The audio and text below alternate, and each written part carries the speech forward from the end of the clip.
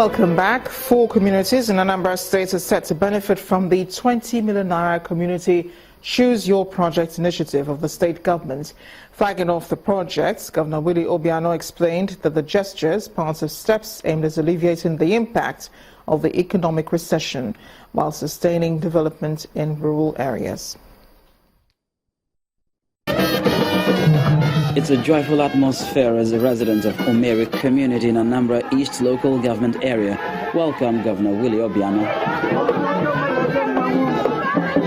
The governor is here to flag off the construction of a civic center, which would include a library and an ICT hub. This is part of the Anambra State government's Choose Your Project initiative, which allows communities to identify their most important needs.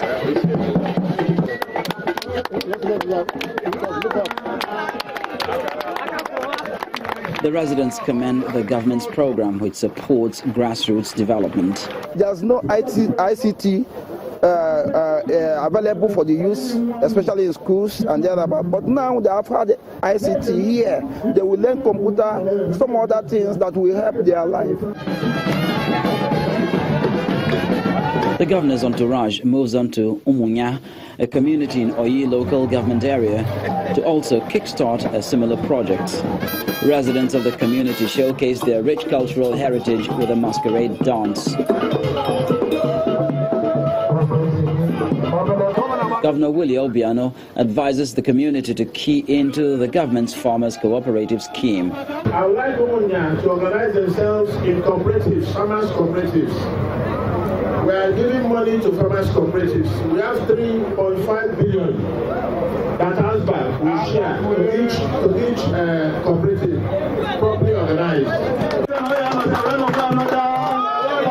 Residents appear pleased with the governor's responsive style of leadership. It's not a question of the government saying, I want to do this and imposing it on people. But remember, it's the people choosing what they want and the project itself being done by a member of the community. This is wonderful.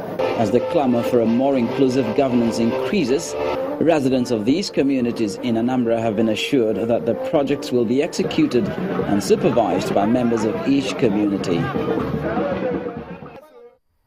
Sports news now. Here's Ayotunde Balogun.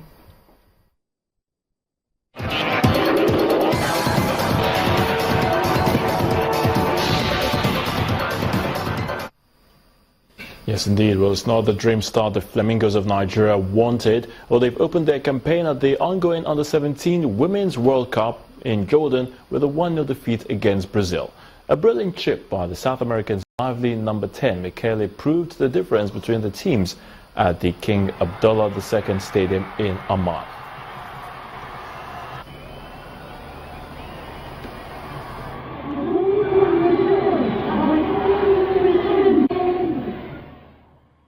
The Confederation of African Football president will be limited to 3 terms in office from next year's election in March 2017. It is a major change for the governing body, whose incumbent president, Issa Hayatu, has been in power for 28 years. The limit will also apply to the members of CAF's executive committee. In the English Premier League, James Milner's late penalty gave Liverpool a hard-fought victory over Swansea, increasing the pressure on manager Francesco Guidolin. Chelsea beat Hull City 2-0. Sunderland and West Brom battled to a 1-1 draw. Nigerian striker Isaac's success secured a point for Watford as they came from behind in a thriller against Bournemouth. Dimitri Payet got a wonderful equaliser to ensure West Ham ended a run of 4 successive league defeats. And that's a wrap in sports news. I'm Ayotunde Balogun. The news at 10 continues in a moment.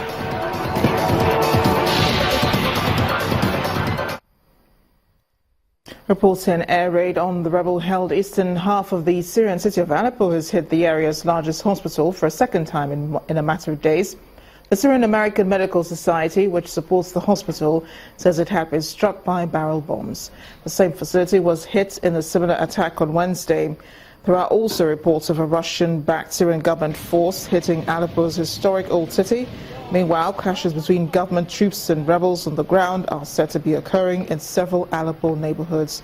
Russian and Syrian air forces resumed attacks on the rebel held east of the city after a partial truce lapsed on September 19th.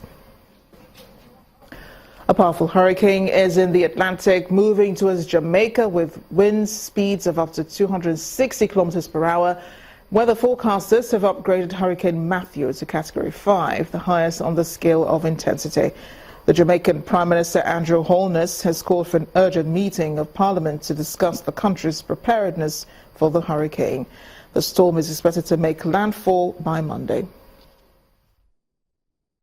Hurricane Matthew surged in power on Friday to become the Caribbean's first major hurricane in 4 years as it moved towards the islands with winds of up to 160 miles per hour.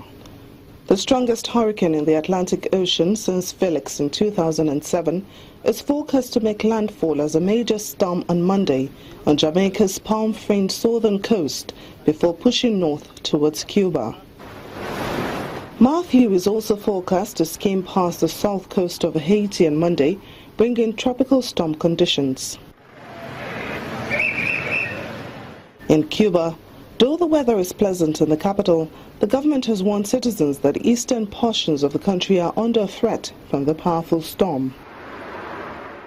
Meanwhile, the storm killed one person in the northeastern tip of Colombia on Friday. Yes, unfortunately, a man was taken by a stream in Uribe. He was missing this morning. We were informed that the person was found drowned, and this marks the first victim that unfortunately we have had at this point for the hurricane. Matthew is about 440 miles southeast of Kingston, Jamaica, and the U.S. National Hurricane Center designated it as a Category 5, the strongest on the Saffir-Simpson scale of hurricane intensity. And the main news again. Nigeria has marked her 56th independence anniversary, with President Muhammadu Buhari promising a restructuring of the economy to get the nation out of recession. Meanwhile, prominent Nigerians have borne their minds on the state of the nation, stressing the need for Nigerians to remain the future. That's the news at 10 tonight. Thank you for watching. I am Amarachi Ubadi. Happy Independence. Enjoy the rest of the holiday.